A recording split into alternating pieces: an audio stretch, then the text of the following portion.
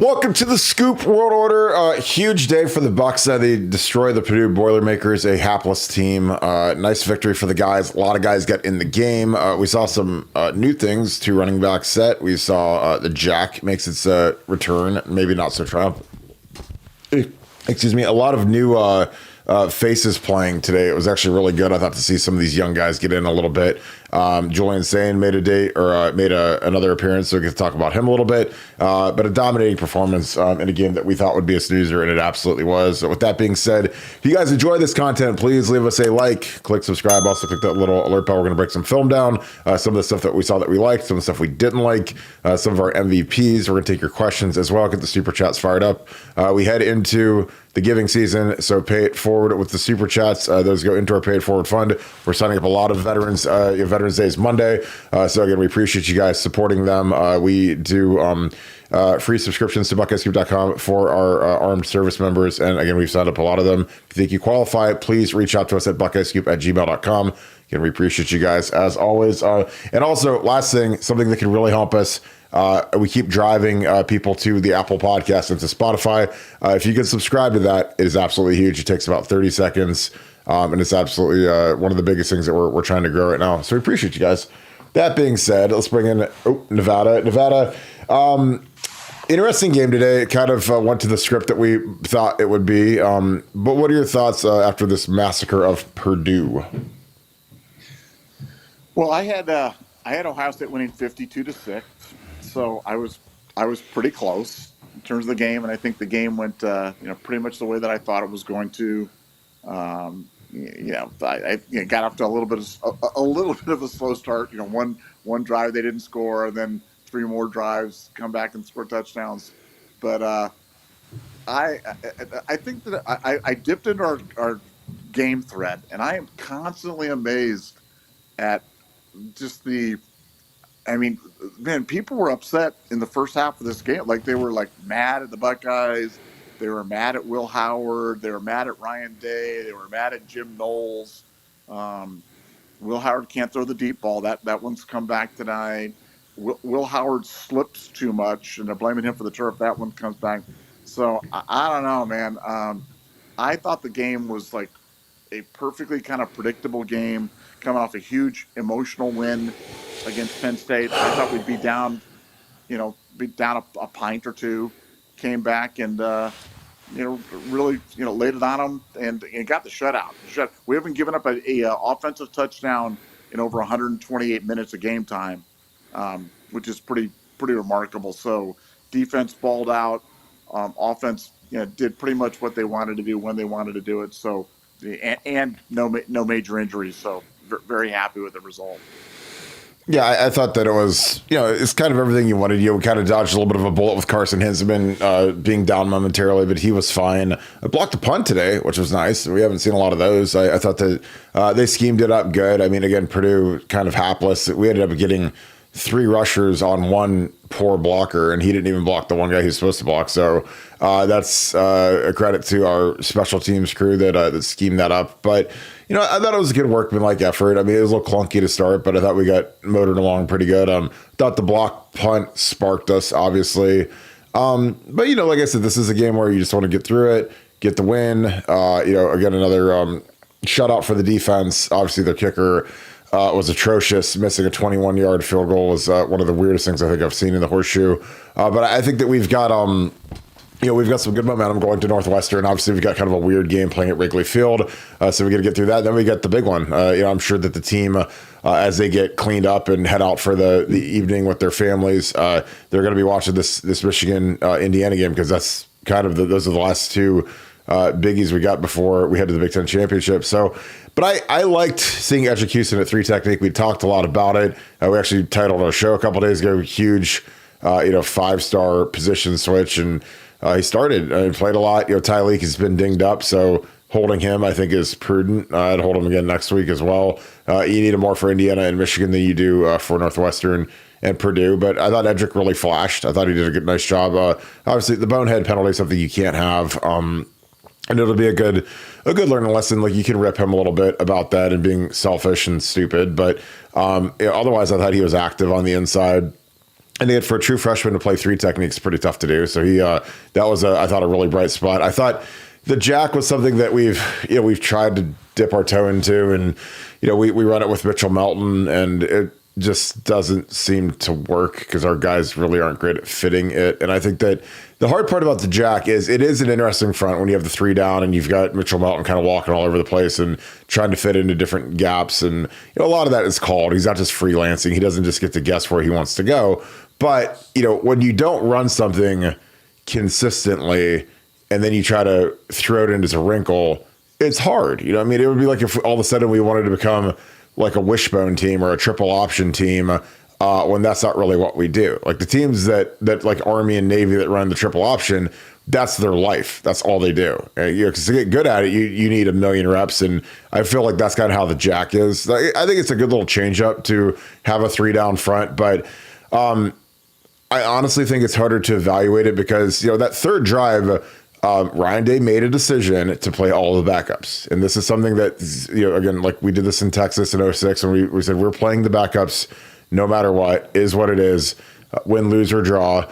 And we put them out there, and Purdue kind of marched down the field on us, and we were able to hold them to that field goal, which fortunately they shanked it and it kept the shutout. But, I like seeing Mitchell get out there a little bit. I like seeing the backups. I like the idea of forcing the backups to have to know that they're going to have to play. Hey guys, you're playing the third series, so it's going to be. This is still a game that's a competitive game. This isn't 45-0 and go in there when you can put the Sousaphone player out there at D tackle and it doesn't really matter. This is a real time of the game and you're playing against their starters, and now we get to see it. Because again, there's some kids like Jermaine Matthews. I thought flashed and was excellent. Because some of these guys, they all want to play until they have to play, and then they get out there and they put that film out there, and it's either this, like Urban Meyer, this, or it's this. And some of those guys, I thought they hung in there pretty good and did well. So that was encouraging. Obviously, Caden Curry blocking a punt today was huge. Jack Sawyer scoring a touchdown. He was a force on the edge. But we also had some guys that struggled. There's some guys that we put out there that.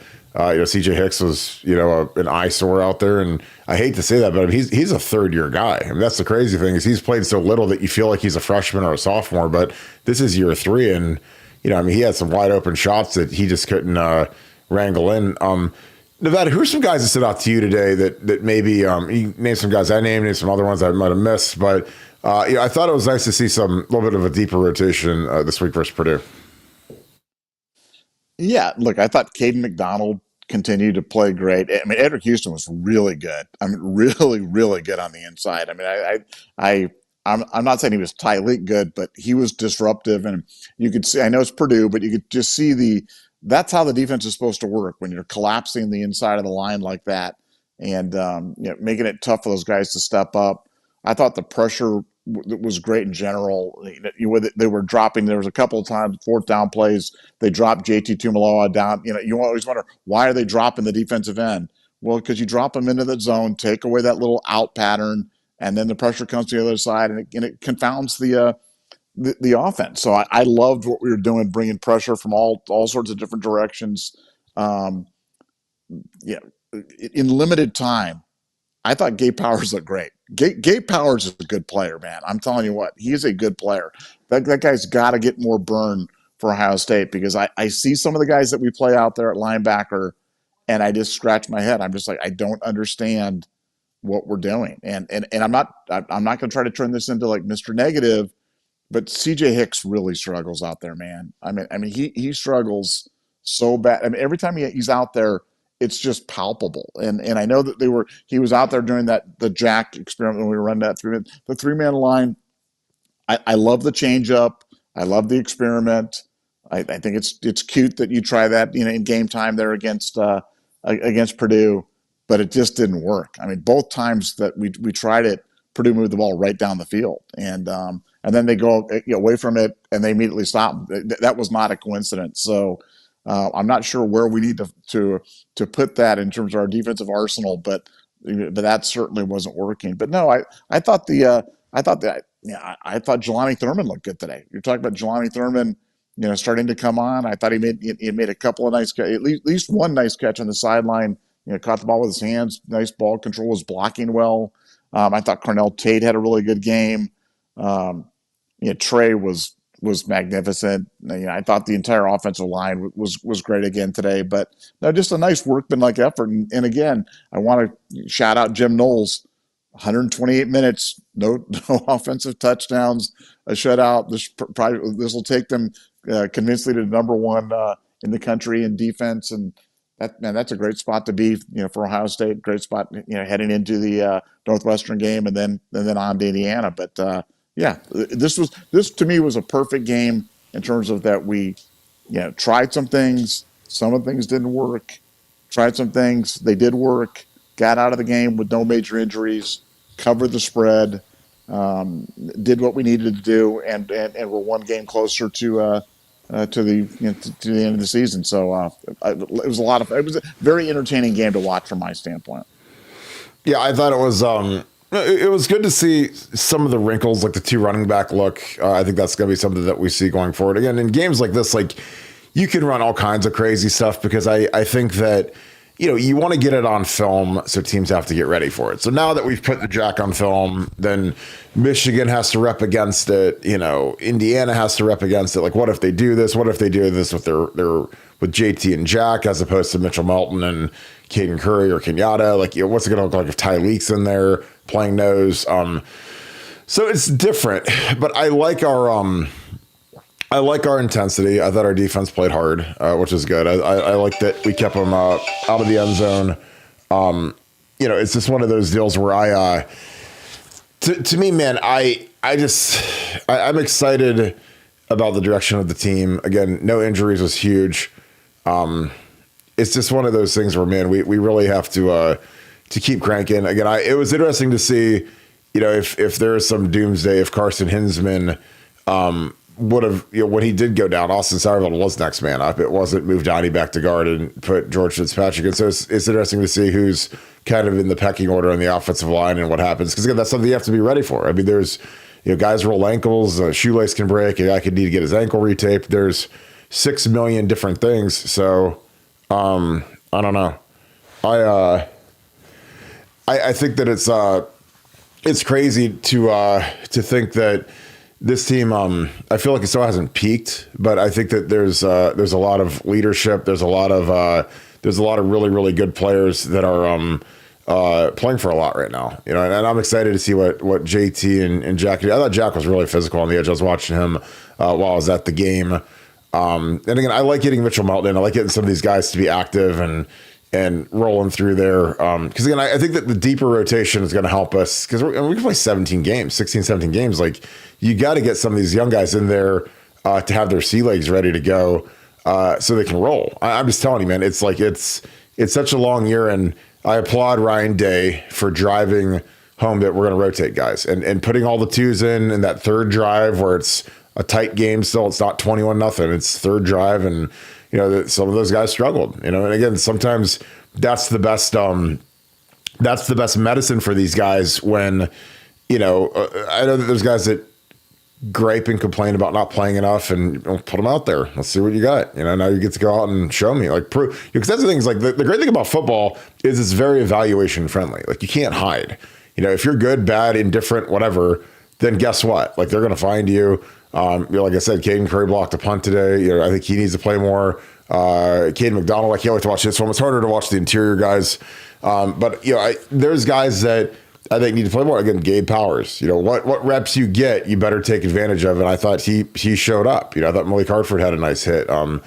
Like I said, there's and then there's some guys like I was disappointed Brandon Innes had that drop.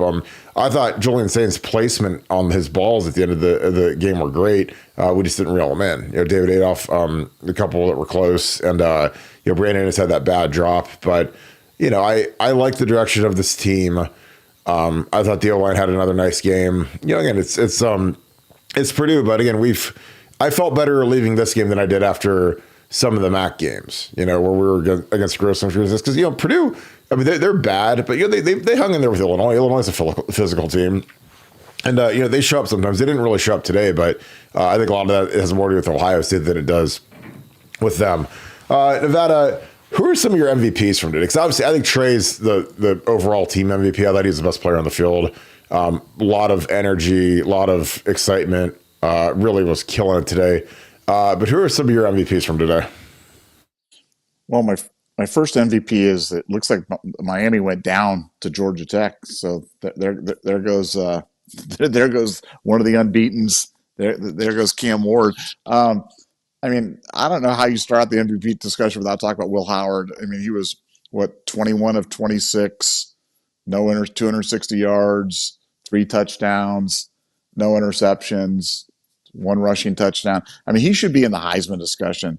I mean, it's criminal that people don't talk about him in the Heisman, that he's not in the Heisman talk. But I mean, I don't even think our own fan base appreciates how good this guy is and all the stuff that he does. But for me, he was the clear MVP.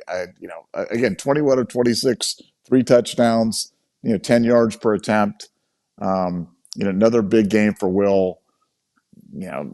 Trey was great. Trey's been great all year. I think Trey's averaging over 7 yards a carry now, which is, I mean, that's absolutely fantastic. I thought Caleb Downs was really good, and I thought Jack and JT were both super disruptive from the ends and doing stuff. But the defense is just playing with a different kind of energy, a different kind of attitude. You can feel it right now. You can feel them starting to. They take pride in taking over games. I was loving to see how engaged they were at the end of the game when the twos were out there and Purdue was driving and they got the stop and all those guys were up and on there. I mean, that's the kind of stuff that I'm looking at.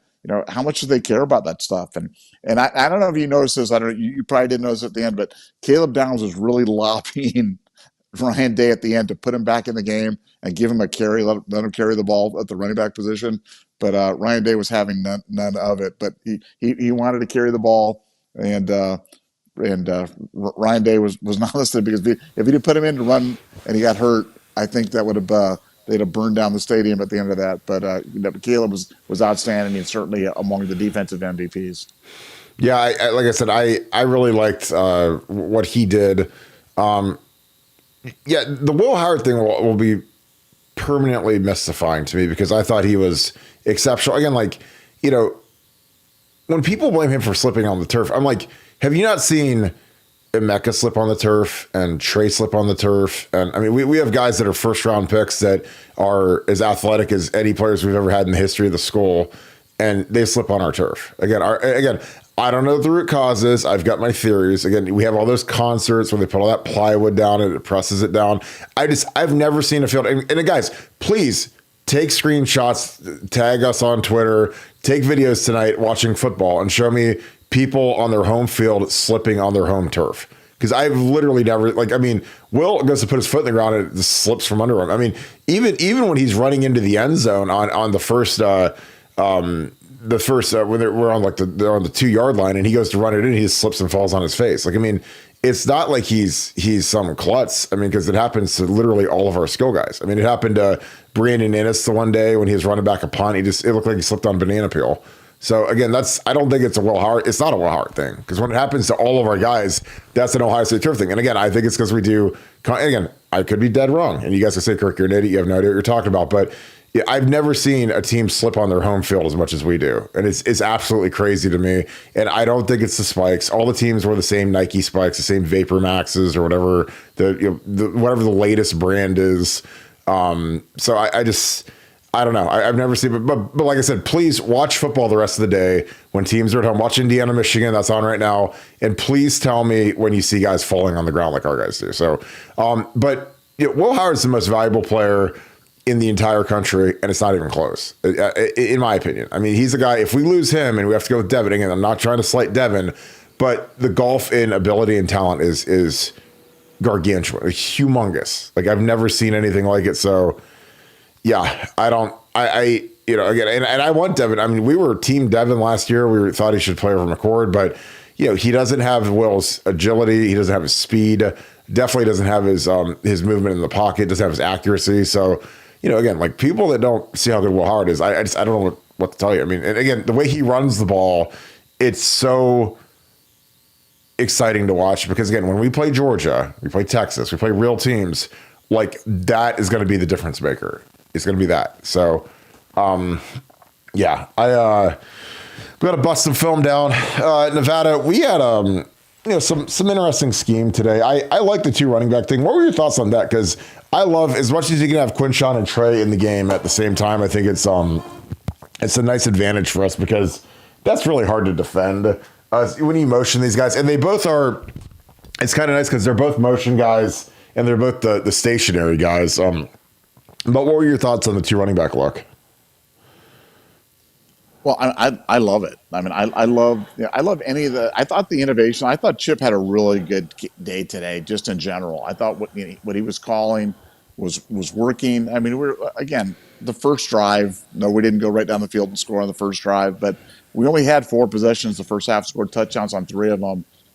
So yeah, I thought all the stuff that he was doing was great. I love the misdirection. I love the touchdown to Trey on the kind of the end around, bringing him on there. I love the fake end around action, and then the counter back with Quinshon on the other side. I mean, I just thought that they were dialing it up, and it's clear that the offensive line's getting better. And I know it's Purdue and everything, but the offensive line starting to figure it out, starting to get a little bit of cohesion. I was scared to death when Carson was down there. It was nice to see him up. It just seems like he got a little scared when the guy rolled up on his leg. But no, I think we're hitting on all the cylinders, and I think Chip is starting to show a lot of different things. But for me, having Quinshon and Trey on the field, I love that because I think both those guys can do so many different things. They can, they clearly are both receiving threats. They both are both dynamic blockers, and obviously we know what they can do with the ball in their hand. So I was all about that. Yeah, I was really excited to see Trey. Again, they're trying to do. The thing I love about Ryan Day is he knows what NFL teams want to see, and so they feature Trey running a wheel route, stuff that just builds out his draft portfolio. What can this guy do? Obviously, he's got a bunch of great pass blocking clips. He does a little bit of run blocking because that's the thing about when Quinshon and Trey, when they run a lot of these plays, like whoever isn't getting the ball is going to be the lead blocker for the other one, and they're both equally adapted at it, which is great. But let's bust a couple plays out real quick and take a look at some of these. So I want to get right into the fake punt, the punt block was a play that I thought was really well done, really well schemed up. So again, these guys watch tape and they kind of pay attention to who's kind of the weakling. So you've got Caden. This is funny. Here's your trivia question, Nevada. Here's 48. Who's number 48? Any idea? Caleb Downs. Nope. Yeah. Mitchell Melton this week. The only reason I know that is because I was at the game and I was looking at the jersey and I was like, who's 48? And he got a little gimpy. So, the plan is, he's got to go inside out, but Mitchell hits him with the little move here. And then so Caden's a scot-free. So all he's got to do is get his hands together and put his hands on the guy's foot. But I mean, there's 3 guys at the ball. I mean, this is, obviously, Caden's the guy to get there, but this is great by Mitchell Melton. Again, he played a lot. I think he's earning more playing time, occupies the blocker, evades him. And then, you see this, and it's funny because I thought he got hurt. So there he is, 48. Because watch right here. He's like celebrating, jumping around, and you can't see it. But all of a sudden, he starts limping after the play. And I was like, oh, God, that ain't good. Next play, this is the first touchdown with Will Howard. This is absolutely one of my favorite plays in the world. I don't like the big glob of people, but I can live with it. But the follow play where you basically have, you've got G, and again, I don't know. I mean, I'd put Bennett there or somebody else, but you're trying to fit in there and find some work. But you've got Jelani, you've got Bennett. This is our 3 tight end stuff. I like that they put Jelani here instead of G because Jelani's so much bigger, kind of wedges that thing open. And this is all just wedge blocking up front. This is like about the easiest play you could ever run. Everyone's just wedging inside. And you do basically, it's like it looks like a read, but it's a Q follow where, your tailback turns into your lead blocker. Quinshon gets up in there, mucks it up a little bit. There's a nice hole for Will. But just, that dimension of that, because again, that is, the reason I love to do it, do that Q run, is because that's so hard to defend. Because you're literally a defender short, especially when you motion G in and he gets the edge guy. But when you do that Q follow play, and again, that's something that I've been screaming for because when you're in that area, if you can have a +1 advantage, which again, this is why Urban Meyer used to love to run the quarterback, when you can outnumber the defense and they don't have enough guys for you, you're going to score a lot. But what are your thoughts on that? Because that's something, as much as people hate Will Howard is a bull, especially in the goal line. And when he's close to the goal line, man, he is not going to be denied, especially early in the game. We ran this versus Oregon, ran it today. What are your thoughts on that, Nevada? Yeah, I mean, I love it. I love the action off of that. I love what you've got JJ singled up there at the top too, so you know that they're going to run play action off of this, and then run a quick slant to JJ or something like that. You've got so many different options with it, but having a big sturdy quarterback that can run, get those yards, do that type of stuff, it's huge. And I think for Ohio State, it just adds another dimension to the offense, and just another one of the reasons why Ohio State's been so darn good in the red zone all this year is that running. Number one in all of college football. One of the best in the past 15 years in all of college football. So really doing some historic things offensively. Yeah. Next play I'm going to bust down is the initial touchdown. This is a great play. I love this play. This is we call this Y Hide. We actually ran this versus Purdue in 2012. Jeff Hireman caught it, and basically, you can either have him fall on the ground and act like he slipped, or you can have him block for, like, you basically in your head, you count like 1,001, 1,002. It looks like a max protect. You've got, and again, the thing about Chip Kelly is all the window dressing. You've got Emeka coming this way, the back coming this way. You got him coming this way, or JJ. I mean, so there's a lot of, this looks like a 3-man concept where you got JJ over here, cross. So there's your eyes are going all over the place. And then all of a sudden, G gets loose because he's the primary on this, and there's just nothing around him. Because again, once you've blocked for 2 seconds, the coverage is going to lose you. But what are your thoughts on that play? Because again, I think that I love all. Again, the thing I love about Chip Kelly is he makes stuff hard to defend. So he's got Teager, the right guard, pulling out to the edge, down block. Nice, easy, sealed pass protection here. And with Mecca, with the running back, there's just so much to look at when you've got a pull, a jet sweep, running back off the edge, and then all of a sudden you lose sight of the tight end and he just drifts out here on the delay where he counts 1,001, 1,002. This is just so good. What are your thoughts on it, Nevada? Yeah, that's scheme is undefeated as you talk about. Yeah. I love scheme where you run plays that just scheme it up so you have easy touchdowns, easy pitches and catches, easy throws, and that's the Chip Kelly magic. But that play was executed beautifully, and that's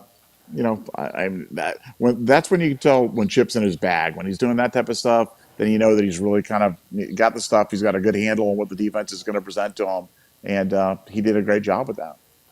Yeah, the thing that's crazy to me is like when you can scheme a guy open by that much, that's when you've got the defense kind of in a blender. And that's what I love about Chip Kelly. Because again, I know what drives defensive players crazy. And I know, again, you're basically using what they're taught against them. Because they're taught to read keys. They're taught to read, okay, pull guard. Okay, let's see what's over there. Is it a counter play? Again, you usually set it up off of something that you've done earlier in the game where you've pulled Teager out there. Okay, you've got a jet motion coming. So everyone's looking over there. Then all of a sudden you got the running back going this way. It's like, oh crap, it's coming back over here. Then you've got JJ running, who's obviously our biggest, he's our best receiver by far, and he's our biggest threat in the red zone. Okay, well, we're gonna pay attention to him. And then all of a sudden you got the tight end leaking out. So it's like you're like schizophrenic when you're the safety trying to figure out where these guys are at. And again, like when a guy blocks for 2 seconds, 99.99% of the time he's not running a route. But there's that 0.01% of the time where when they run that tight end delay play, it's hard to do. And I mean, we used to run that as a 2-point conversion in high school, and it was hard. This is hard because people lose track of them and they think that it's kind of a max protect look, and all of a sudden the primary receiver is actually the guy that leaks out. So again, great call by Chip in the red zone, and good to see G get a score there. Let's get a couple super chats going. John A, thanks for the 5. Nevada, the world famous Ohio State Buckeyes. Did you hear? Is Gus Johnson on our site that he explained why he calls us the world famous Ohio State Buckeyes all the time? Because he went through the whole Jesse Owens thing. Was that kind of weird to you? Yeah. No, and understand I think it's fine that he does. I think that with him, everything is just over the top. And I just think that everything in life is not over the top. And, the world famous Ohio State, J.J. Smith, it's just too much for me. It's just too much. It just seems like when he first started doing it, it seemed like it was kind of a natural thing and it's kind of his game flow, and that was kind of cool. And I think now it just feels like he's just trying too hard. And that's what I feel like, is that he's trying too hard. And as a fan, it just grates my eardrums whenever he does it. Well, it was funny because I thought he was like sedated today because Jack Sawyer scored a touchdown. It's and there's Jack Sawyer picking up the ball, touchdown Buckeyes. And again, I don't expect him to be crazy emotional when it's that big of a blowout, but I was is he doing this because he's reading mean tweets from our fans, or what is it? Because he was sedate for most of our plays. But again, I don't really care. I don't think either of those guys are great commentators. I try to listen to them, and it's tough. I think Gus Johnson has fallen off tremendously since his Cardale Jones. I think I felt like it was natural. It was kind of fun. And now I feel like every year with Ohio State, he has to have some sort of a moniker or a nickname, a Maserati Marv or a whatever. And I just think that once that becomes your shtick and it no longer feels natural, I don't think it's necessarily additive to the broadcast. I thought his enthusiasm over Cardell was legit and great. And the Maserati Marv thing I thought was kind of whatever. There's a lot of people that probably don't even know what a Maserati is. So, they don't even really understand it. They probably have to Google it. But I don't know. I think when he forces stuff, it's just hard to listen to. But, I obviously we love Jesse Owens. We love that he beat the Nazis. He beat Hitler and, won all the gold medals in Berlin. That's amazing. But I think that the other flip of it is it's not just Nevada, but I think that a lot of he mentioned the people in the Big Ten hates when he says that about us, which again, because everybody hates Ohio State. So Ohio State is so hated that even our own fans hate Ohio State, which is hilarious. So that's we're not just the most hated team in the country. Our own fans hate. It's the only guy that I don't think anybody in the Ohio State fandom hates is the one guy that's immune is Caleb Downs. Everybody else, and maybe probably JJ too. But other than that, it's they hate Will Howard, they hate Ryan Day, they hate Jim Knowles, they hate dude, we've had another shutout, ho hum, 40 points, no injuries, and it's well, we didn't connect on a deep ball or something. I'm who cares? All I care about is winning. It's when the Cavs beat the tar out of the Warriors. I don't care if the Warriors shot more threes than we did or something. It's who cares? It's dumb. I got a question for you. On a deep ball, if a deep ball is underthrown, but it hits the wide receiver right in the hands, is the wide receiver supposed to catch that, or is that the wide receiver not supposed to catch that? Well, honestly, it depends on, did Will Howard throw it? Yeah, exactly. Did he? Did Will Howard throw it? Yes, he threw it. Well, then he sucks. He sucks and he's bad. Did Tom Brady throw it, or did Jaden Daniels throw it, or did Dylan Gabriel throw it? If they did it, it's fine. But if Will Howard did it, he sucks and he's bad, and we need to get a new one and fire them all. He had 5 incompletions today, and man, those 5 incompletions were just diagnosed, and they were just gone over and over. It's just it's hard to go 21 and 26 in your backyard against your kids, let alone out there on the football field. But his stuff gets more attention than any. I've never seen anything like it. In my entire time of following Ohio State football, the J.T. Barrett stuff was just kind of there, but the Will Howard stuff is just wild. It's just wild. It gets wilder every week. Well, he'll never be Beck or Cam Ward or Jalen Milroe or Shador. So I'm just telling you. Cam Ward lost today. So, if we actually ever promoted any of our guys, you'd think Will Howard would maybe get mentioned for the Heisman. Will Howard, they probably didn't even book a non-refund or a refundable ticket to New York yet for that kid, but he should be going to the Heisman. He's just stacking up numbers, doing his thing, leading the team, being physical as a runner. Again, it is what it is. It'll all take care of itself. If they run the table and they beat Oregon in the Big Ten title game, then, I think even with our impossibly bad marketing team, then maybe we'd have a shot to to get something going with his Heisman campaign. Tim Humphrey, thank you for the 5. Did you hear Joel and Gus clap back at the comment about the world famous Ohio State Buckeyes? I feel like that was directed towards you, Nevada. Nevada OH. I mean, I heard it. I mean, he's been doing this broadcast for 10 years. I've never heard him explain why we're the world famous Ohio State Buckeyes until you said something on the podcast last week, which I thought was hilarious. Yeah, I guarantee you that Gus Johnson doesn't listen to this podcast, but maybe he does. Maybe he does. The power of Nevadabuck is pretty immense. But I mean, if the power of Nevadabuck is that immense, I'm going to put my power, instead of using my power for evil, I'm going to put it for good. And I'm going to say to you guys, appreciate Will Howard while he's here, because he's going to be gone. And the next guy's not going to be as good as Will Howard. So stop blaming him for slipping on the field. Okay. Like, my eyes started to bleed when I was reading it. I'm like, they're blaming him for slipping now? Literally, that's where we're at right now. They're blaming him for slipping. I'm like, come on, guys. We have to be better than that. So, yes, Gus, if you're listening, Will Howard is the reason the slipping happens, because of Will Howard's slipperiness, or whatever the heck. Stop slipping, Will. Does Will need a nickname? Should we call him Winnebago Will instead of Maserati Marms? Or call him Winnebago Will? Slippery Pete Will. Slippery Will. I like Winnebago Will. He's big and he gets slept on. Slept on, my boy, Winnebago Will. Look at you. Oh, did your writers Winnebago do that? No. Did your intern write that for you? Tell the truth. No, I used to watch Spaceballs, and they flew around in a Winnebago. You know, they didn't have a Millennium Falcon; they flew around in a Winnebago with wings on it. So I was just thinking of it. I was like, what is a vehicle that starts with a W? And the only thing I could think of was a Winnebago. And I was like, you know what? That's kind of like, well, it's big, comfortable, and he gets slept on. Exactly, big, comfortable, smooth. You know what I call Will Howard? I call him Winnebago Will, because he gets slept on. Winnebago Will. That's right. Winnebago. Yeah. That's right. It comes with a toaster oven and everything. Man, I'm good. I can't wait for you. Wait till Gus Johnson gets done watching this tonight, and he's like, Winnebago Will. Ooh, Barton's onto something. Winnebago Will. Winnebago Will. Driving right down the field. Right down the field on Indiana. Michigan taking the ball right down on Indiana. The greatest college football team in the history of college football teams. Kirk Signetti. Kirk Signetti. He's like, if you could make a lab and splice Bear Bryant with Paul Brown, with Nick Saban, with Moses, then you'd get Kirk Signetti. Because you'd have all the great coaches and a guy who's walked around a lot of places and has been around the block, like Moses. And Sharon Moore.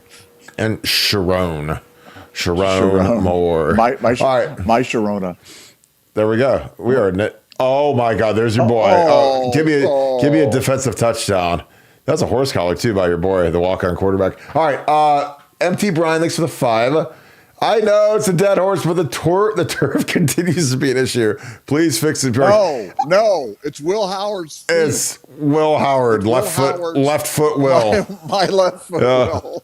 Willie Wonder, slippery Will. He just falls on that banana and the banana in the tailpipe of his Winnebago Will over there, slipping all over the place. I honestly, I don't know what it is. I've literally never seen a team slip on turf the way we slip on turf at home. And the teams that play against us do too. So again, I know they laid on all that plywood, and they have those concerts, and they put the stage on it. I have no clue. Again, I don't know what can make a turf that's 2 years old like an ice skating rink. Every time our skill guys go to plant their feet, they just face plant. And I'm like, I mean, it's only funny because it really hasn't cost us. If Will slips and takes a sack versus Michigan where there's nobody around him, then I think we'd probably be more upset. But when it's a 40-0 blowout, like, people don't really care as much. But yeah, it is painful for Winnebago Will to hit the turf like that. MT Brian, thanks for the 5. Trey Henderson reminds me of Terry McLaurin with his unselfish play. He's all about the team. That's a great comparison, actually. I think the difference is, Trey obviously was much more heralded as a recruit, so he kind of started a few rungs up the ladder from Terry McLaurin. I don't think anybody realized how good Terry McLaurin was until he went to the league and became a Pro Bowler and a $72 million wide receiver when he got extended. But I think that's a great comparison. I think they're both razor sharp. I think, Trey's a potential Pro Bowl running back. And I say potential, not because of him, but because I think that the system that you go to is so important for potentially getting into the Pro Bowl. Like I look at like J.K. Dobbins, who as long as he can keep pace, he's going to be probably starting the Pro Bowl because he's been killing. Him and Derrick Henry are going to be the Pro Bowl running backs because J.K., who bet on himself, took a 1-year deal with the Chargers, and Harbaugh runs the ball and they're physical, and they drafted a top 5 right tackle, and they pound the rock. So for J.K., like that was like the perfect fit for him, and he's going to get a lot of carries and a lot of touchdowns, and they're not real fancy. They like to play defense and they like to run the ball. So if Trey went to a system like that, he could have monster numbers, and I think that that's going to be real important. Nevada, MT Brian, and again, I appreciate you, my man. Thanks for the 5. He says, Trey Henderson reminds me of Terry McLaurin with his unselfish play. He's all about the team. What are your thoughts on that, Nevada? I mean, Trey might play himself into the first round. I mean, Trey's having a heck of a year. I mean, he is doing, and I know running backs are kind of low value positions, but like you said, in the right system, Jahmyr Gibbs, type of impact, Bijan Robinson. I mean, he's played himself into that type of discussion. He's having that big of a year.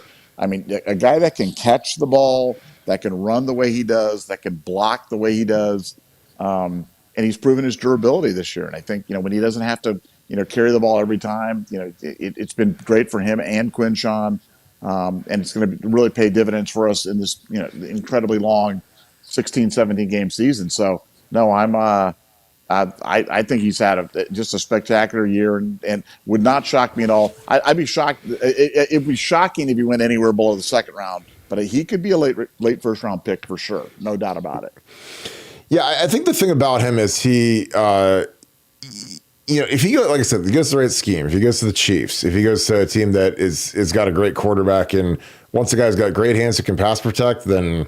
I mean, God, if you went to the Bengals, or if you went to the Ravens, I know Derrick Henry's there, but he's 30 years old. But, if he goes to the right scheme, and again, for him, every scheme is the right scheme. Because when I say right scheme, it's not like I'm saying that he doesn't fit in a certain particular offensive scheme. It's more that if he goes somewhere that has a good offensive line, good quarterback, good offensive coordinator, like that makes your life a million times better. Like Jim Harbaugh going to the Chargers and J.K. going there, such a great fit, such a great career move, because it resurrected his career. I mean, he was the guy that was kind of on the trash heap and got a 1-year deal, and he's coming off the Achilles and multiple injuries, multiple catastrophic injuries, and he went to a team that believed in him, and they feed him. I mean, they're not being shy about loading his workload up, and that's the kind of place where Trey needs to go. I mean, and same with Quinshawn. I think that those guys could both be Pro Bowl level running backs because they're that good. Jim Jackson, thank you for the 10. Appreciate you, my friend.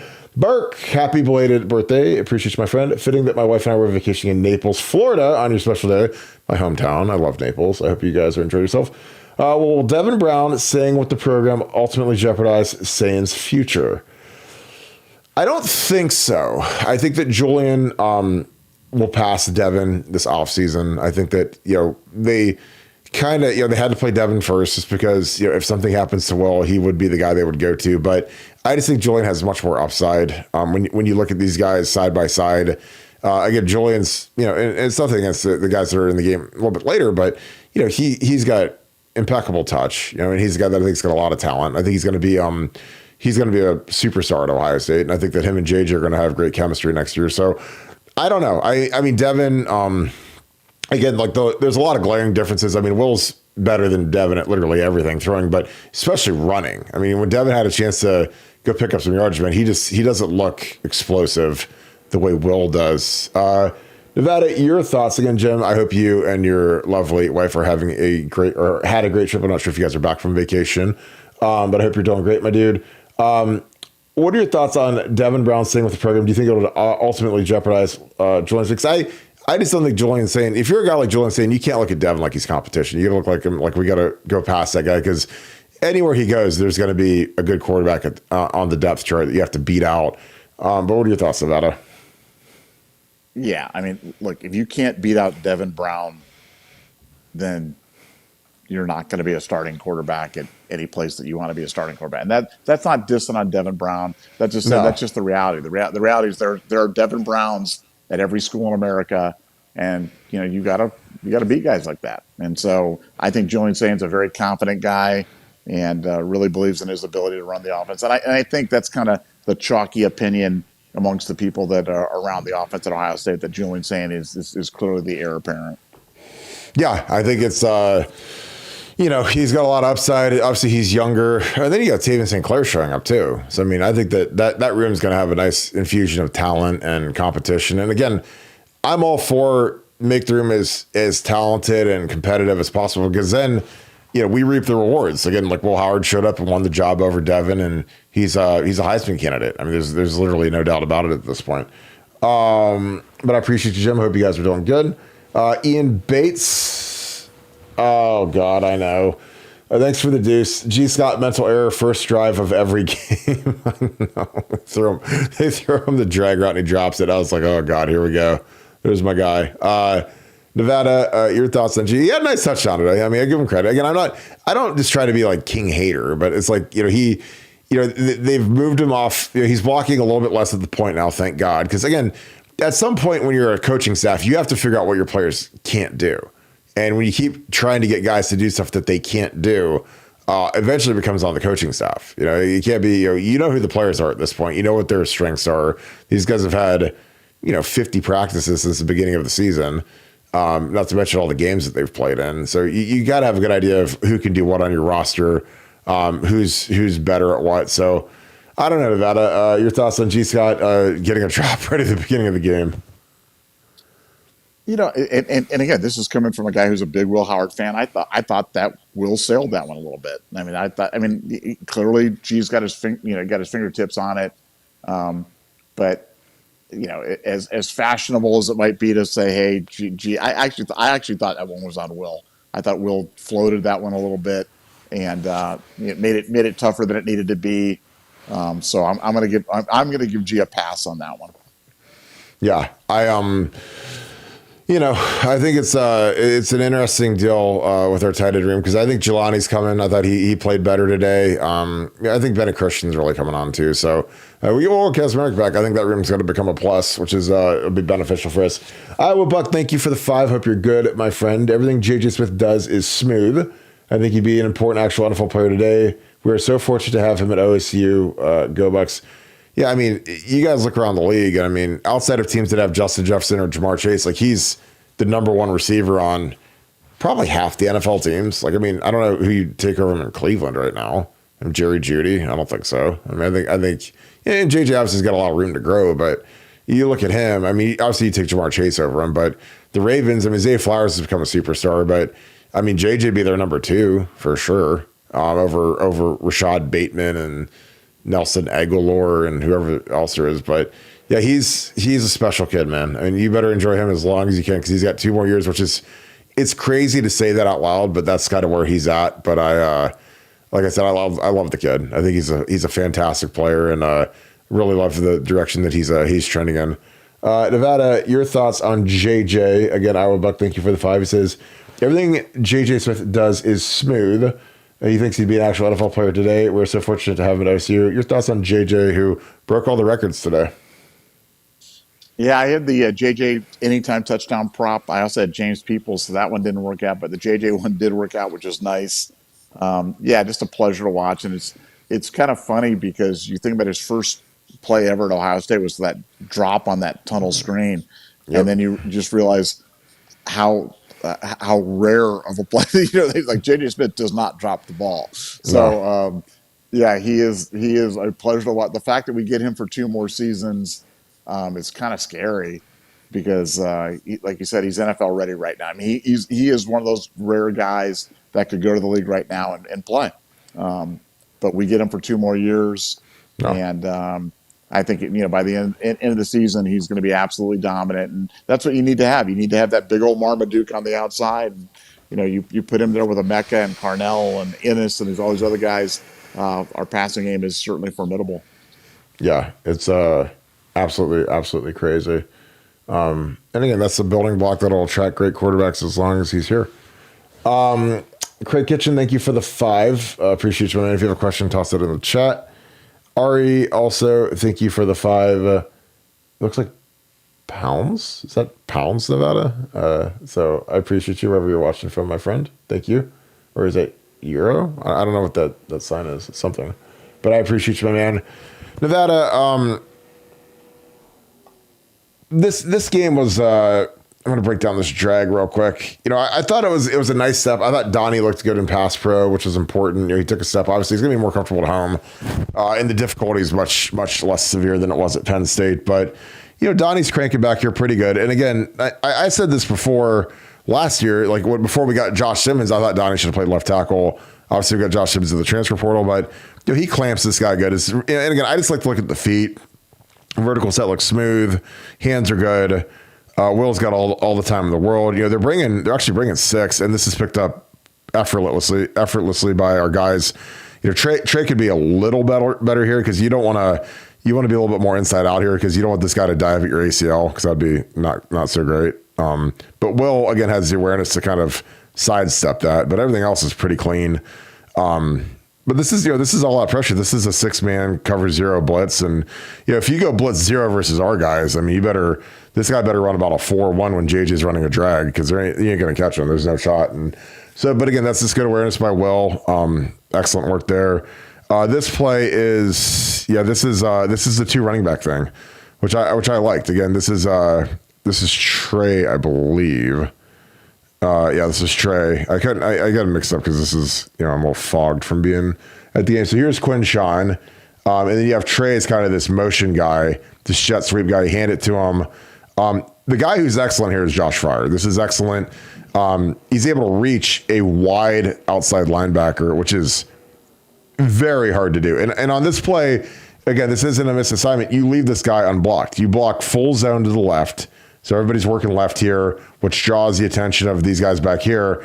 And then this guy can never make the play because he's always taught to bubble a little bit. So unless and he gets close to it, but I mean, unless that's Lawrence Taylor, he's not going to make that play. So you basically leave him unchecked, and Trey cruises into the end zone. But this is just good work all the way around. Again, I love watching these guys, and I think we got JJ down here. Does JJ get this block?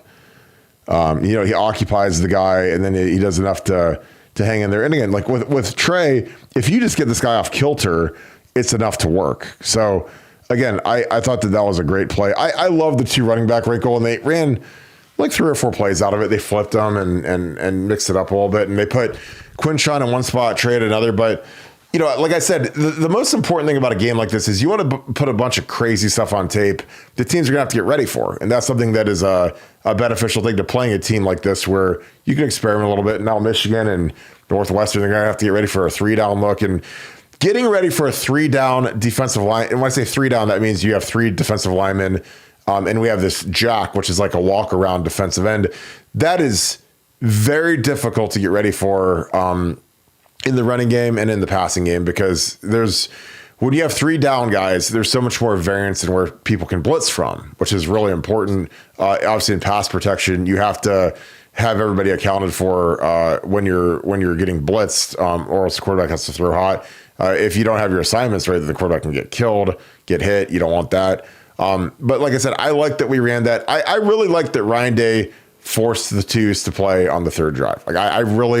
I think it puts pressure on them. Because again, I've said it a million times. I think practice is great. Practice is amazing, but it's not the game. You can practice all you want. You can go, and go practice at the Woody Hayes, and that's great. But there's something different when you're in front of a crowd, and especially when you're in the horseshoe, and with our fan base, they have very long memories. If you have that bad play, you have that nightmare play, a lot of our fans will never let you forget it. So there's that level of anxiety. And again, I used to love that because I know that the fans will hold you accountable if you drop a ball or if you fumble it or you throw an interception. And I think that it's important. You miss a tackle, get burnt in coverage. Everyone's talking about CJ Hicks, missing the sack today when he had the free run off the edge. So I think that level of anxiety and nerves is something that's important to evaluate. Can kids really do kids really have the chin to play at Ohio State? Because it's not for everybody. I'm telling you, I've seen kids burst and crack like eggs trying to play at Ohio State because again, our fans are very unforgiving. And again, that's, it's fine. Like I mean, like I said, you can go play at Akron and no one's going to care if you win, lose, give up 7 touchdowns, give up 8 sacks. No, you're never going to be in the papers. You're never going to be on Twitter. But here it's different. You have that bad game. The whole world remembers it. And again, I like that. And if kids don't like that, then this is the wrong place for them. But Nevada, again, I thought that was one of Ryan's best things is getting those twos in there. What are some other things that you liked that those guys did? Because I thought overall, I was just pleased. I thought Chip Kelly, a lot of the wrinkles were great. The jack was a little clunky just because, like I told you, if you don't live in that world all the time, it's really hard just to throw that as a curveball. It's kind of like, there's certain things in sports where, like Tim Wakefield, who played for the Boston Red Sox, was a knuckleball pitcher, and that was his main pitch, was a knuckleball, and he threw it all the time, and it was excellent and really hard for hitters to catch up to. But you don't see guys that are, incredible pitchers just magically, throwing a knuckleball every here and again. And that's kind of how I feel about this. What are your thoughts on that, Nevada? Well, like the play you showed, I mean, I like the fact you've got 2 running backs, because we talk about, like, hey, it's nice to get the ball into Brandon Innis's hands because he can run with it or whatever it is, but nobody can run with it quite like a running back. So the fact that you've got a player like Trey, who's a legitimate 4-3 guy coming around there, you can leave that defensive end unblocked. He has the speed to blow past him, bubble out, and go all the way to the end zone. I like that an awful lot. The 3-man front in the jack look, man, I know why we're doing it, and I know why we're doing it, but boy, we really have to send that one to the Isle of Misfit Toys or whatever that is, because it's just not working. I'm not sure it's working just because we're just not equipped to run it. We're not used to running it. We don't have the personnel to run it. We're just guessing wrong, or whatever it is. But I mean, it was palpable, how bad that was, from my standpoint. And I think that kind of stuff, man, not liking. I like the quarterback run today. I didn't like the fact that Will Howard was running with the ball just because I didn't think we needed to do it. But when he does run with it, it opens up everything else. So the quarterback run for me will still be undefeated. And I love the way that they're featuring Caleb Downs, playing him almost kind of like in a 3-quarter position, but almost like a middle linebacker type of safety, a guy who's clearly the captain of the defense. Maybe one of the best tackling safeties that I've ever seen at Ohio State. I mean, he makes more open field tackles and rarely ever misses. So I thought he was terrific as well. So no, just this was a tough game for Ohio State, because you have that big win, that top 5 road win last week, and you come out against Purdue on noon game. The crowds, it looks like a spring game. Nobody's really into it. Everybody expects you to win by 38, and you go and you surpass. Not only do you win, you score 45, you get the shutout, and you get out without injury. So win, win, win as far as I'm concerned. Yeah, I thought that like being able to show some stuff. The things that make me happy in a game like this, honestly, are when we can show some different looks. I think it's important to because you have to understand, teams like coming down the stretch are going to scout us. Oregon's going to have to re-scout us if we see those guys again. Michigan, Indiana, and when we run some funky stuff like the 2 running back deal, like the jack look with the 3 down look, like they've got to spend time in practice getting ready for that. I mean, they got to say, hey, if this is something that these guys do more, something you use as a pressure package, like whatever the case may be, they got to waste time doing that. That's why you want to be varied. You don't want to be simple on offense. Obviously, you want to have your core things that you want to be great at, but throwing some curveballs. Like, again, we never did a 2 running back scheme outside of the T formation versus Oregon, but we showed it today. And again, that's something that if we see those guys again, they're going to have to get ready for that. They're going to have to get ready for, hey, they can run a jet sweep with Quinn or with Trey. They could run zone left with, because again, the next thing is, you have Trey run the jet, you just hand it to Quinshawn, and then Quinshawn runs it up the gut and gets 8 or 9 yards, and kind of away you go. So all those plays, the good thing about those plays is, I mean, with the motions, is it's almost like some of the old Wildcat stuff where you've got, multiple options. And I mean, is it going to be the jet sweep? Is it going to be a handoff? Is it going to be a play action pass? Because that's the next step is, you fake the jet, you fake the give on the zone play to the left, and then all of a sudden you throw it, and someone's wide open. JJ's wide open, running a slant, and they strike up the band. So I like getting that out there. I liked seeing the Jack stuff. I thought it was interesting. And again, like I know it wasn't super productive, but I think that it might be different if you have Tyleek in there with Jack, JT. I think that from a pressure package perspective, like when we're on third down and we're trying to really blitz, because again, they've really upped the percentages of blitzing on third down, like when we're trying to get off the field. It'd be interesting to do some odd stuff, some 3-down stuff, and have JT walk around, have Jack. I mean, I'd probably prefer that Jack walks around, or even Sonny, a guy that could basically play defensive end, have him walk around, pick a gap, and go rush through it, because it makes it difficult for an offensive line to pinpoint it. Now, if you run it consistently, we haven't been consistent. This is the first time we've ran it all year, I believe. Then you can generally say, okay, if Jack, if say we run Jack and Jack Sawyer is the guy that's normally the walk around guy like Mitchell Mountain was today, you can identify, hey, this is the known rusher, treat him like a down guy. So wherever he goes, we're blocking him. So, but with Mitch, with Mitch out there, I thought it was a little different. And again, I think that, coming down the stretch as we're trying to figure out ways to infuse more pressure into our defense, I think that being a little more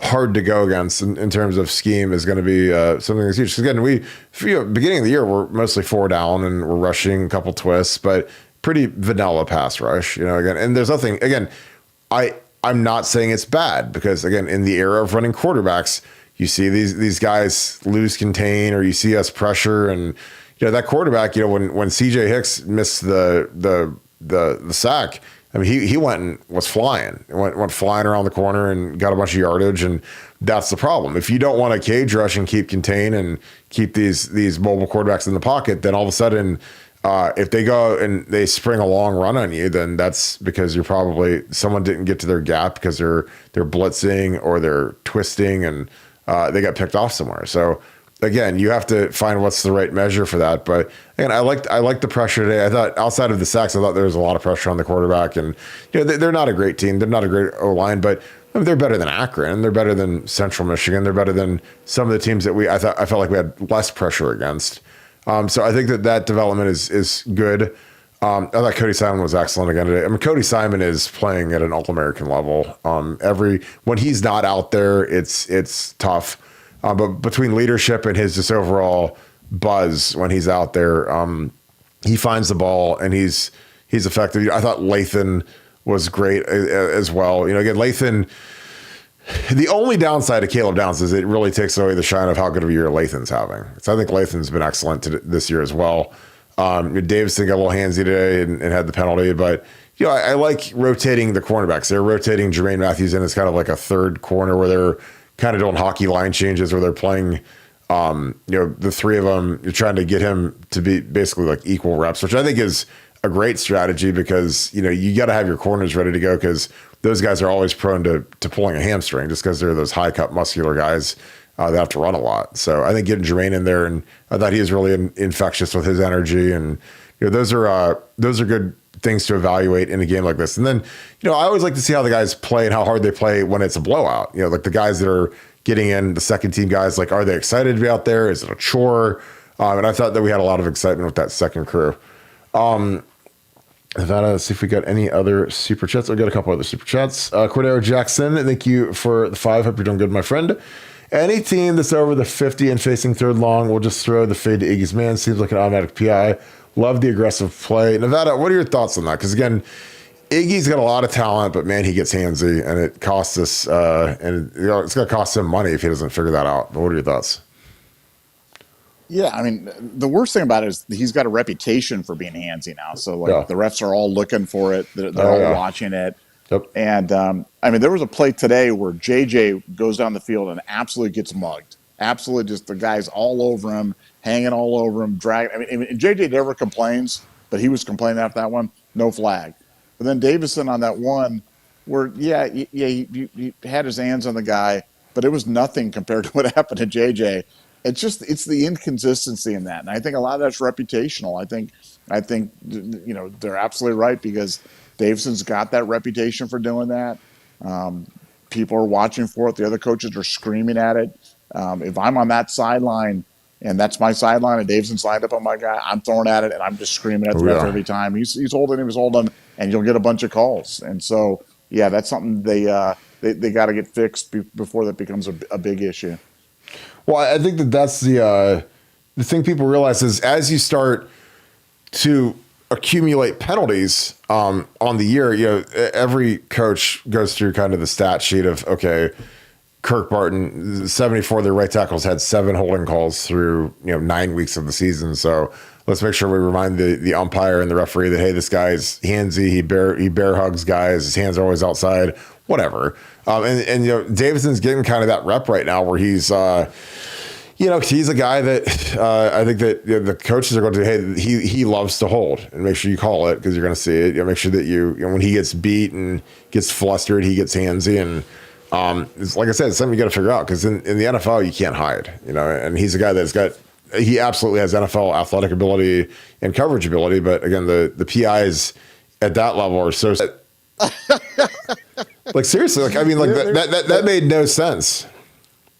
But clearly he got that from somebody. Somebody told him that. Yeah. So I mean, here's the thing. They might practice on like Thursday night or Friday night or something inside the horseshoe, but like they have literally a full turf football field 100 yards away from the stadium right next to Lincoln Tower. Like there's those big turf fields that they use for intramural 7-on-7, whatever. But that's where the band predominantly practices at. So again, I don't think the band practicing on our turf field, once a week for, 2 hours or whatever it is. Like, I don't think that's going to do it. Cause again, that's just normal wear and tear. I think that the plywood might do it. I don't know. I mean, I know that if you have a stadium hosts a tournament or something like Taylor Swift or whatever, and it's a grass field, they always have to replace the field. They have to rip everything up and fix it. Cause again, when you've got because again, at the horseshoe, when they have these concerts, they've got plywood on the ground, seats, all the people, again, you've got the wood pressing down, and then you've got the weight of all the people across the wood, like sitting on it. So I don't know. Again, I try to figure out what has changed in recent times at Ohio State in the last 5 to 10 years.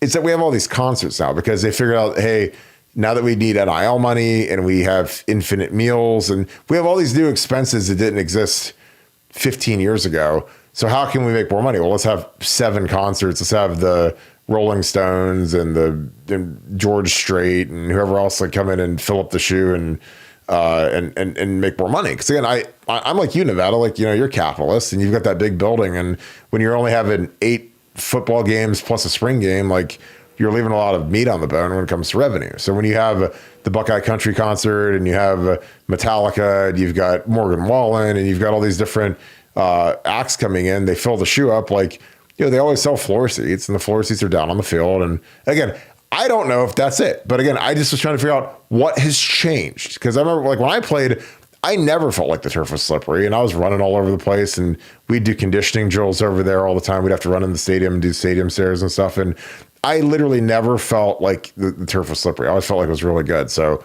but we didn't have 20 concerts every year like we do now. So again, I don't know. And again, you guys can say, Kirk says it's the concerts, but I don't know what's changed. Again, that turf is 2 years old and it shouldn't be that bad. And again, I don't think our guys slip like that at practice. I mean, I would doubt it. So yeah, I don't think it's the band. That's the last thing I would think is the band's got a couple hundred members and they're out there for an hour or two, maybe 2 hours once a week. 'Cause like I said, they practice outside on their field. They don't need to open the stadium up for the band to have practice, especially at night. Cause if you want to have a night practice like the band does, or, after dark, you're not going to turn the stadium lights on. I mean, you can just turn on the pre-lit fields that are lit for the 7-on-7 intramural stuff. But again, that's just my opinion. And, yeah, just my thoughts. Sean Rollins, thank you for the 20. Appreciate you, brother. I hope you're doing great today. Thank you for being a mod, and thank you for being the man. I appreciate all you do. You and Sean Schrock, Devin, Akeem, Kim, Steely, all you guys are on here. Karis and Beth, appreciate all you guys. Salute to our service members. Yeah, Veterans Day is coming up. We appreciate all you guys so much for all you guys do for this country, the sacrifices you guys make. So, yeah, Nevada, Sean Rollins says, salute to our service members. Any special messages, Nevada? Yeah, no, I mean, look, every day is Veterans Day for me and our family, being a military family, but it's great that we have a day coming up where you recognize them and say hello to a vet and then thank them because, like you said, freedom isn't free and they paid for it. Yeah, absolutely. All right, Nevada. Well, I think we can wrap this thing up. There's a really good game on. Indiana's up 14-3 right now. Any final thoughts? Well, it's kind of like in South Park, we say, well, we all learned something today. Well, I learned that Will Howard is the problem for the slippery field at Ohio Stadium. And no, if Ohio State, if you're hearing this podcast, you got to fix that, man, because we've been talking about that all year. Guys are just going down all the time, and it never really matters until it really matters, and it could cost you in the most inopportune time. But I think it's I watch college football all the time. I've never seen a field, a artificial turf field as slippery as Ohio Stadium, and I don't know what it is, but they got to figure it out. Yeah, it's absolutely crazy. We got another super chat, Nicholas Majors. Thanks for the 5-piece each, my friend. The route is on in Bloomington. Blue sucks. I totally agree. Michigan's down 14-3. They look hapless. Again, Indiana, they're good. I think they're running into the worst. This is a bad Michigan team, like we predicted before the season. Really poorly coached. Couple good plays. Like I said, 55 is the guy that we have to handle when we play him. He's real good. 78's good. The D tackle. The corner is kind of on vacation, taking the rest of the year off. So, be interesting to see if he dresses out for the Ohio State game, or if he just sits out for the rest of the year and calls it a career and goes start draft training in Arizona. Because I kind of feel like that's where he's headed to. So. But yeah, I know that a lot of you guys are watching that game or want to watch it, so I'm sure a lot of you guys will be tuning into this a little bit later. But yeah, all right, Nevada, let's wrap this thing up. Any MVPs and any final thoughts? No, just MVPs. The whole anytime you can win and get a shutout. Shutouts in modern football are hard. Takes a lot of thing, and 128 minutes without an offensive touchdown allowed. Kudos to Jim Knowles and the defense for really doing a heck of a job. And on to Northwestern, just survive, win by a point, and let's get on to Indiana. And most importantly, stay healthy. Please. Especially you, Will Howard, because Will Howard is, Will Howard's the most valuable player in the country right now. I'm just saying, because we go from being the best team in the country. I think if you got Devin ready to go, I think we'd be top 20. Am I wrong, or do you think we'd fall down to 50? With Quinshawn and Trey and JJ and Emeka, 50. I don't know. I don't think we'd go very far. I don't think we'd we're not going to beat Oregon with Devin Braddock. Well, I don't think we're going to beat Oregon or Georgia or Texas, but those are the top. That's the top three. It's not like I'm saying would we beat BYU without him? Would we beat Boise State? We'd have to score. We'd beat Boise State, I think. Because I think we could run it on them. And again, a lot of the stuff that Chip Kelly does, with the intermediate stuff, you don't have to hit these big home run throws. You just got to hand it to these guys. I hope we don't find out. Let's just put it that way. I hope we don't find out. Because he hasn't produced when he's been out there at a high level. No. So it would almost be like, is it Julian time? I don't know, but I don't know, but Will Howard should be, again, Cam Ward lost today. So again, I believe he was the Heisman favorite or close to it. I would imagine Dylan Gabriel's probably close to the Heisman favorite now, but I just don't know where the love is. We just have no love for Will Howard, which is absolutely insane at this point. All right, let's wrap this thing up. Appreciate you guys. I know that there's a lot of great football on right now, so I know that you guys are all excited to check it out. With that being said, I appreciate you guys. Some really nice words today. I was around the stadium and I met a bunch of you guys, and you guys stopped by and said hello. Took a couple of photos. It was awesome. Again, I love meeting you guys. The funniest thing of all time was the fact that, and you know who you are, the great husband and wife and family are walking past. I'm sitting there and he says, "I love the show, and would you mind if we get a photo?" And I'm like, "Of course." And his wife is a great lady. She said, I fall asleep to you every night. I wish that he turned it off so that we could go to bed. And I was like, oh my God, that is the funniest thing I've ever heard. I was like, I'm so boring that I put people to sleep. But again, I appreciate you guys so much. You guys, if you guys see me out and about, please, by all means, say hello. Always love getting great feedback on the show from you guys, and just appreciate you guys so much. Again, I love going to the games and just meeting some people, saying hi, just kind of randomly, and it always is a nice little thrill for me to you guys enjoy the show. Again, we put a lot of work into it, and we're pretty dedicated. We try to knock one out every night, even if it's tough and maybe we can't hit the right time slot. But we try to make sure that you guys have something to watch and some good inside info on what's going on inside the Ohio State football program. So if you guys enjoy this content, please leave us a like. Click subscribe. Also click that little alert bell. Again, we appreciate you guys so much for all that you guys do growing this channel. Again, if you want to do something exquisite for us, get on Apple Podcasts, click subscribe, type in Buckeye Scoop. It's absolutely free. It's something that's huge for us. We're really trying to grow that platform. So I appreciate you guys that do that. Also, you can do that on Spotify. They're both free. You can follow on both. There's no penalty, and it's something that I think is really helpful for what we're doing. And we're seeing a little bit of an uptick in our downloads in those arenas. So we appreciate you guys. Even though this is predominantly a YouTube podcast, but like I said, I just appreciate you guys. So that being said, thank you so much, Buckeye Nation, and thank you, Scoop family. We will talk to you guys tomorrow. I hope you guys have a great rest of your night. We'll be on at 7 tomorrow. We'll have more film to break down. Go Bucks.